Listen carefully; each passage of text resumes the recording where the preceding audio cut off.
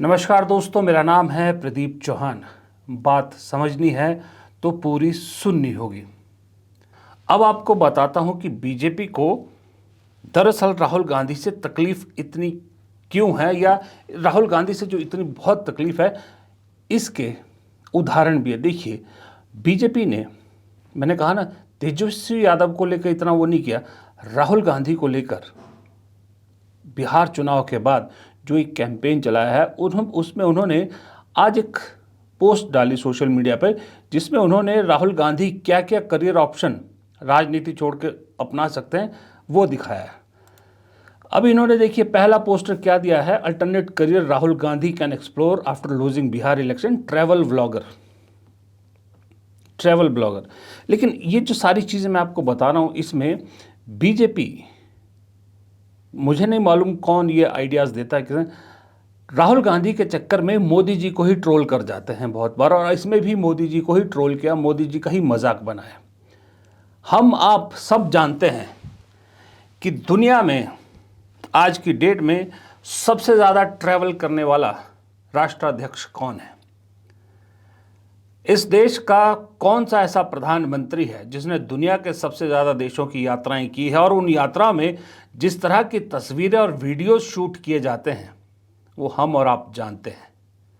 तो आप बताइए कि ट्रैवल ब्लॉगिंग का ऑप्शन किसके पास है, करियर किसके लिए ज़्यादा बेहतरीन है, कौन इस देश का, इस दुनिया का सबसे महंगा ट्रैवल ब्लॉगर है?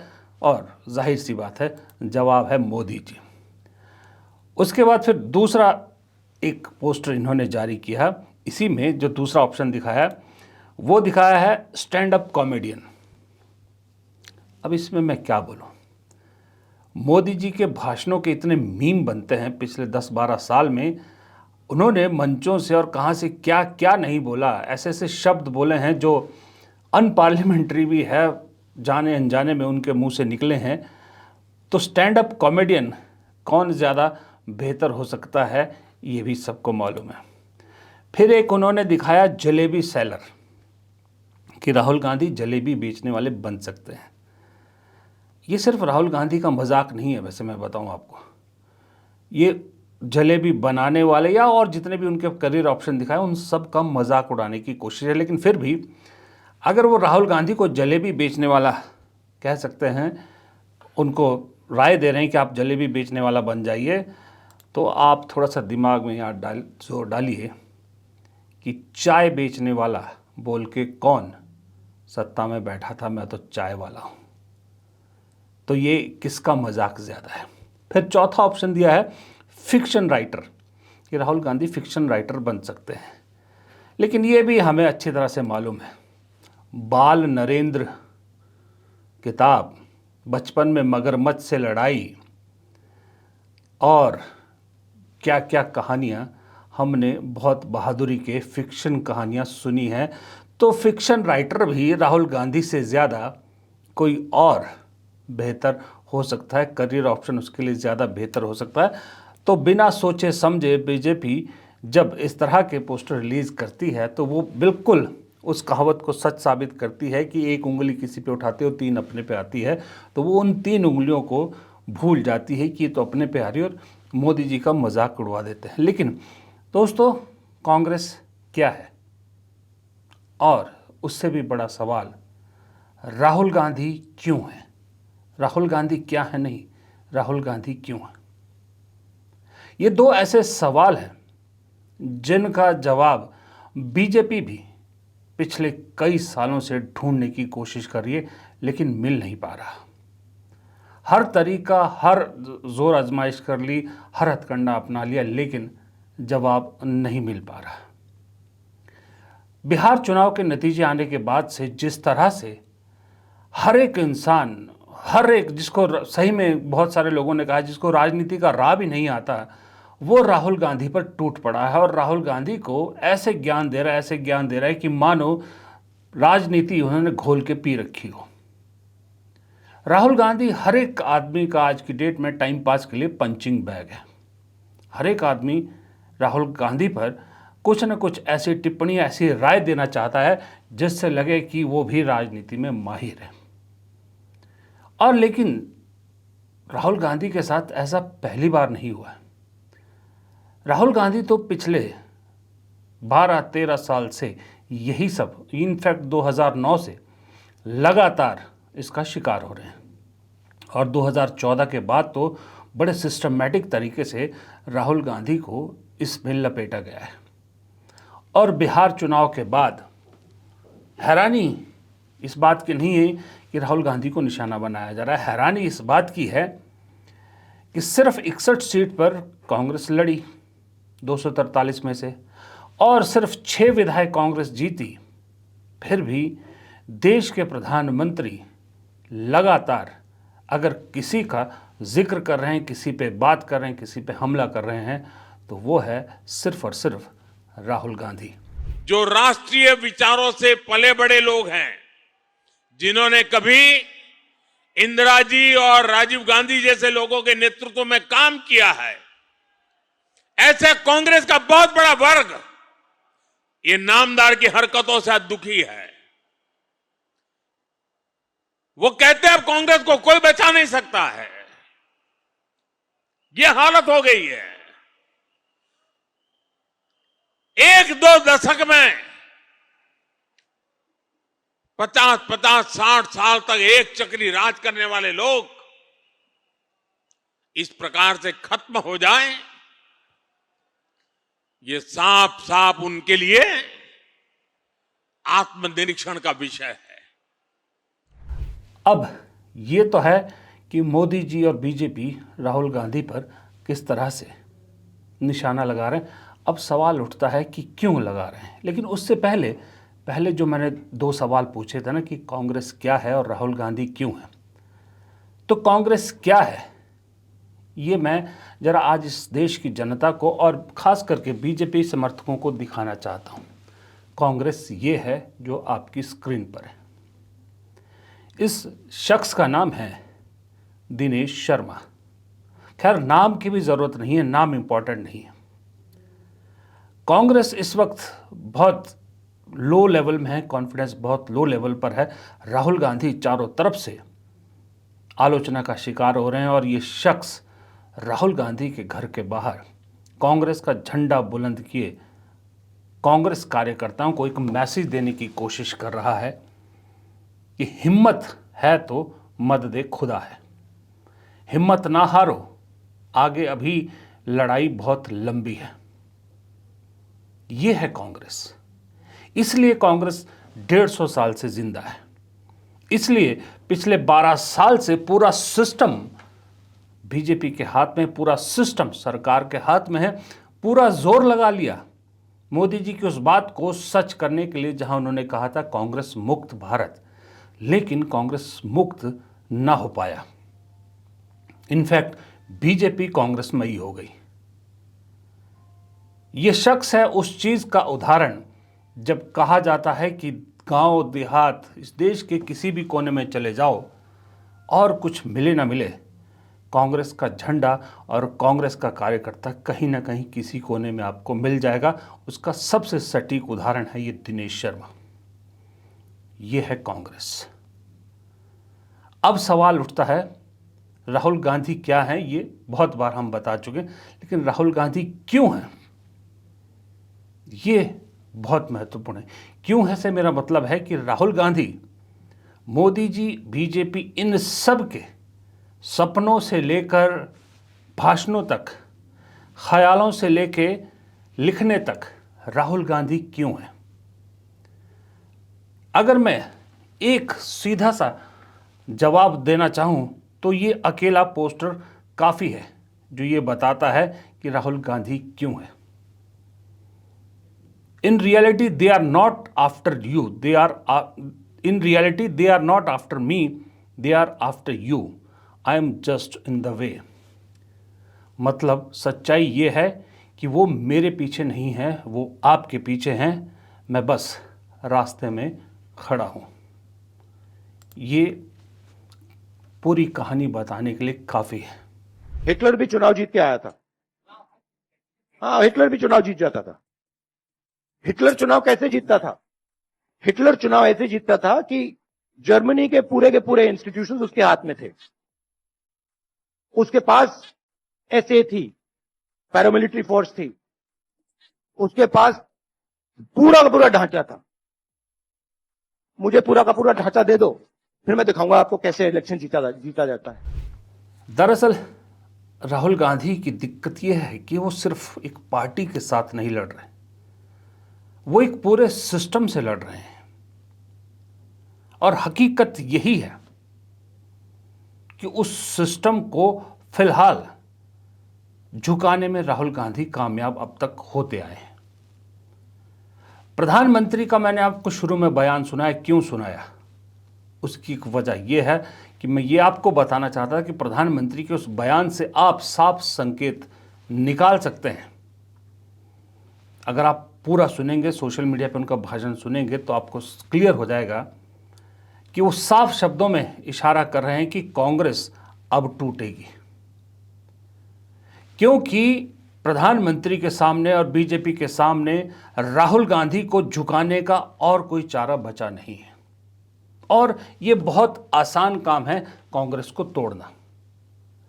कांग्रेस को तोड़ा इसलिए जाएगा क्योंकि कांग्रेस के लोगों को अपने यहां पर शामिल करने का जो कोटा है वो बीजेपी में खत्म हो चुका है। मोदी शाह की जोड़ी को कहीं ना कहीं यह मालूम हो चुका है कि अब और कांग्रेसियों को अपने इसमें शामिल किया तो बीजेपी के अंदर एक बगावत उनके खिलाफ हो सकती है। इसलिए अब तरीका अपनाया जाएगा कि कांग्रेस से तोड़कर छोटी छोटी पार्टियां बनाई जाए। फंड्स की कमी तो आपको मालूम है होगी नहीं, जब ऐसी पार्टियों को भी खड़ा किया जा सकता है जो सिर्फ और सिर्फ इस मकसद से खड़ी की जाती कि कांग्रेस के वोट काटे, तो फिर ये कांग्रेस को तोड़ के उन पार्टियों को सपोर्ट करना कोई मुश्किल नहीं है।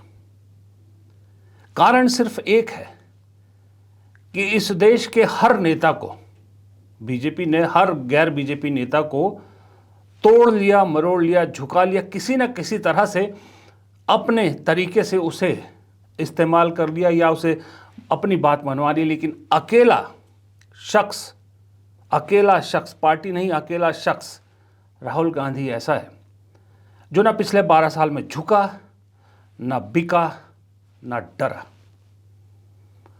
और मजे की बात है, इसके अलावा वो शख्स न चुप रहा। इस देश को हम और आप अच्छी तरह से जानते हैं, इस देश को तानाशाही की तरफ धकेला जा रहा है। कुछ लोग तो कह रहे हैं हम लोकतंत्र की विदाई की दहलीज पर खड़े हैं, लेकिन उस दहलीज को पार करने से रोकने वाला अगर कोई एक शख्स है तो वो है ये राहुल गांधी। क्योंकि ये राहुल गांधी हर उस चीज पर हमला करता है जो चीज लोकतंत्र के खिलाफ काम कर रही है।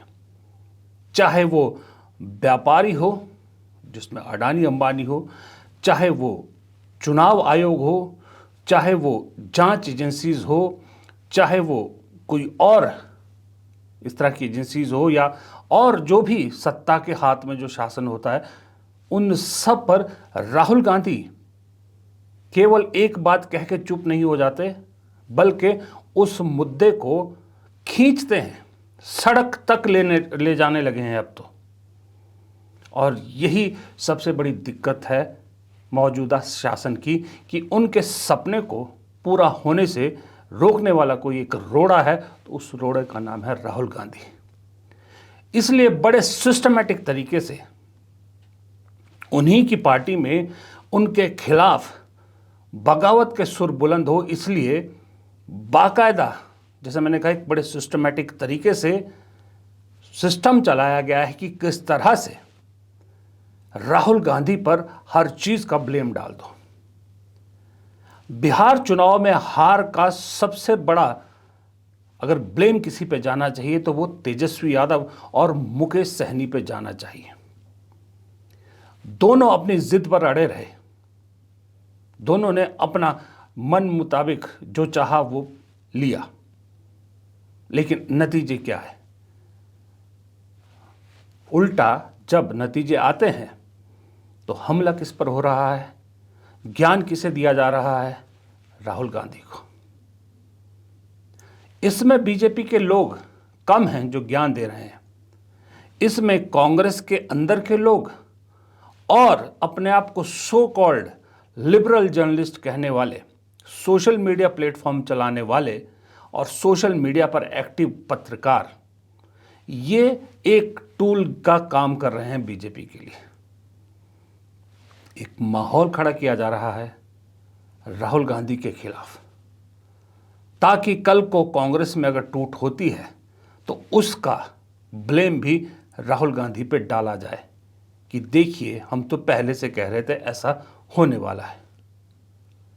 लेकिन मैं ये जानता हूं कि ये बात राहुल गांधी को भी अच्छी तरह से मालूम है कि ऐसा कुछ हो सकता है। ये राहुल गांधी अच्छी तरह से समझते हैं कि अगर ऐसा हुआ तो उनके पास एक ही रास्ता है कि वो जिस पोजीशन पे आज खड़े हैं उस पर अडिग रहें, उससे ना हिले ना डुले। अगर वो अपनी जगह पर खड़े रहते हैं तो बेशक कांग्रेस के कई धड़े अलग हो जाएं जो पहले भी हुए हैं, लेकिन कांग्रेस वो बरगद है जो जहां खड़ा है वहीं खड़ा रहेगा। भले ही आजकल उस बरगद पर पतझड़ है, पत्तियां झड़ गई हैं, लेकिन एक दिन हरियाली भी आएगी। लेकिन ये तभी मुमकिन होगा अगर राहुल गांधी जहां खड़े हैं वहीं खड़े रहें, क्योंकि पिछले 12 साल से कितनी ही कोशिशें आपने देखा होगा इस एक शख्स को झुकाने और गिराने के लिए की गई हैं। मैं ये कतई नहीं कह रहा कि राहुल गांधी जो कर रहे हैं वो बिल्कुल सही है, राहुल गांधी ने कुछ गलत फैसले नहीं लिए हैं, या राहुल गांधी जो कांग्रेस के लिए कर रहे हैं उसमें कुछ भी गलत नहीं हो रहा। मैं ये कतई नहीं कह रहा। बहुत से फैसले राहुल गांधी के भी गलत हुए हैं, उससे भी ज़्यादा है कि राहुल गांधी के आसपास बहुत से गलत लोग हैं जो उनकी मदद करने के बजाय उनको और ज़्यादा मुसीबत में डालते हैं। ये बिल्कुल सही है। और राहुल गांधी जो कांग्रेस के अंदर खिलाफत करने वाले या कांग्रेस के खिलाफ काम करने वालों के खिलाफ जो कदम उठाए जाने चाहिए थे वो राहुल गांधी ने नहीं उठाए हैं। बातें बड़ी बड़ी बोली हैं लेकिन नहीं उठाए हैं। लेकिन इस सब के बावजूद मैं ये कहता हूं कि इस देश में जो लोकतंत्र के समर्थक हैं, जो चाहते हैं कि इस देश की डेमोक्रेसी बनी रहे, वो सब जानते हैं कि उसके लिए एक ही शख्स है जो सबसे ज़रूरी है, वो है राहुल गांधी। इसीलिए मैंने आपको पोस्टर दिखाया था जिसमें लिखा था कि दरअसल राहुल गांधी के पीछे नहीं, हमारे और आपके पीछे हैं, क्योंकि इस देश का अगर लोकतंत्र खत्म होगा तो उसका असर राहुल गांधी पर भी उतना ही पड़ेगा जितना हम पर पड़ेगा। वो कोई ज़्यादा खतरे में नहीं आ जाएंगे। लेकिन अगर कोई लोकतंत्र को बचा सकता है, वो ताकत हमारे और आप में उतनी नहीं है जितनी राहुल गांधी में है, क्योंकि वो एक बड़ी पार्टी के बड़े नेता हैं। इसलिए वो शख्स खड़ा है, जहां था वहीं आज भी खड़ा है। ये कहानी ये ज़रूर बताती है कि दरअसल बीजेपी को दर्द कांग्रेस से नहीं है, दर्द है एक शख्स से जिसका नाम है राहुल गांधी। इसलिए मेरी राय है कि जो इस देश में लोकतंत्र के समर्थक हैं, जो चाहते हैं लोकतंत्र बचा रहे, उन्हें भी इस वक्त राहुल गांधी के साथ खड़ा रहने की ज़रूरत है। फिलहाल इस वीडियो में इतना ही। अगर आपको वीडियो पसंद आया तो लाइक कीजिएगा, शेयर कीजिएगा और कमेंट बॉक्स में अपनी राय आप ज़रूर दीजिएगा कि आपकी राय क्या है इस मुद्दे पर। और अगर आपने चैनल को अब तक सब्सक्राइब नहीं किया तो प्लीज़ चैनल को सब्सक्राइब ज़रूर कीजिएगा। नमस्कार।